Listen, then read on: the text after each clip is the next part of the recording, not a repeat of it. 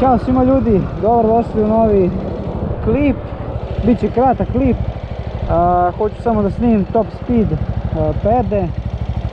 Tako da neću puno ništa ni pričati, samo šta treba da znate. Naravno o motoru snimio sam već klip, uglavnom znaju već svi. 125 kubika, četvorotaktni motor, vazdušno hlađen, nekih 10-11 konjskih snaga. To je to, idemo u vožnju.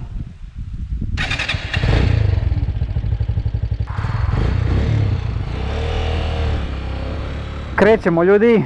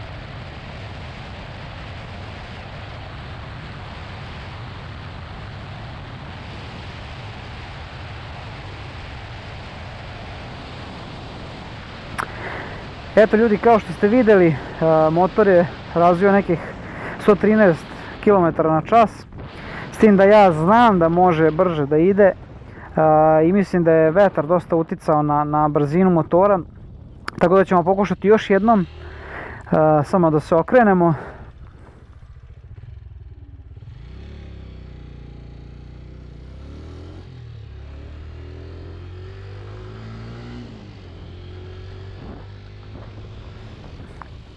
Kao što sam rekao ljudi, mislim da vetar uticao na brzinu motora i definitivno utiče na brzinu motora, jer znam da motor ide brže, trebalo bi da razvije negdje oko 120 na sat. Šta još hoću da naglasim jeste da ovaj kilometar sat laže, znači laže za nekih 3-4 na sat, tako da lupam ako piše 120, a realno vozim nekih 116-117, eto čisto da znate. To je to, idemo, znači sad pun gas i da vidimo koliko će moći da razbije.